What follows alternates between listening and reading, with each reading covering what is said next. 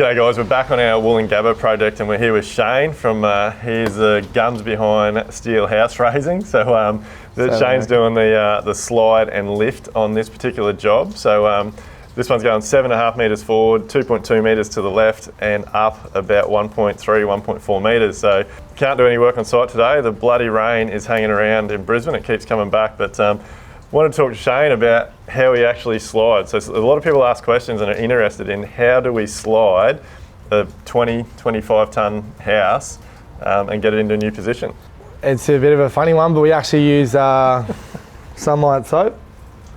I reckon we're probably the only people that buy laundry soap these days, but we'll keep them going. These boards are plastic, but traditionally we would have used like hardwood decking boards. Yeah. So what Shane does is he sets the house up on all these temporary beams, and then you can see here we've got a stack of sties. So these are just temporary supports basically.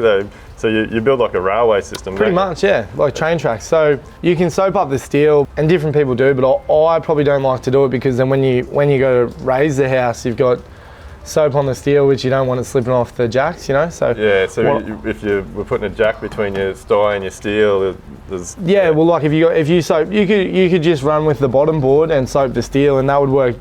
Probably get you into position better than if you used two soap boards, because you got to keep, once this one slides through, you got to reset it at the backside again. Yeah. But then when you go to jack the house up, you got soap all over and steel on steel. It's not ideal, especially with wet weather. Yeah. What I opt for is you put one soap board face up with the soap on top and one soap board face down, and essentially that one, you know, you'll slide it for 4 foot, and then. So Shane's using this. What's this hard plastic? Yeah, it's called HDPE plastic. Traditionally, we probably would have used hardwood decking, but the boys keep cutting them up to pack the sets to level, whereas at least these they know not to cut them up. This will last too. Like this is hard. It's very dense, so you can keep using this over and over again. But that's exactly right. I can feel how slippery that is. Yeah, and that's actually like because of the rain, it's probably not ideal today. You can even feel that. Yeah. So one of the reasons we wanted to actually do this video today was it's rained. It started raining yesterday. It's rained all night, and so Shane's gear's just obviously sitting here under the house, and you would think it's dry, but it actually sucks some moisture out of the air. So these slide boards are really quite wet. Like even this block of soap that's been out of the rain all night actually is covered in moisture. So moisture and soap and steel and sliding a house isn't a good recipe. Especially like you would think, people think the rain would make it slide faster, but what it actually does is how the soap works. It works like when kids use surfboard wax on grind rails, and it creates a coating on top, and then that's what makes the house slide. But when the rain comes, the soap suds up, and especially with timber boards, like evaporates, so to speak. Yeah. And so it's actually real dangerous to try and slide houses in the rain because they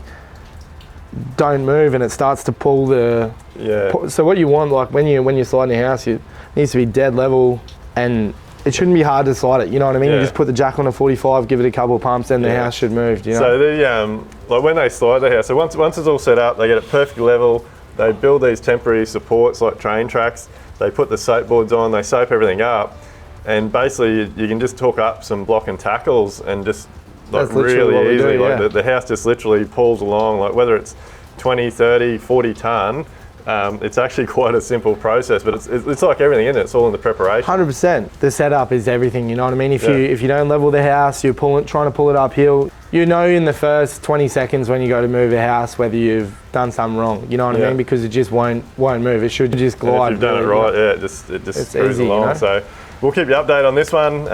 Hopefully this rain goes away and we can get stuck into things. But hopefully that's given you a little bit of an insight into how you can move such a large heavy object around a site and get it into a new position.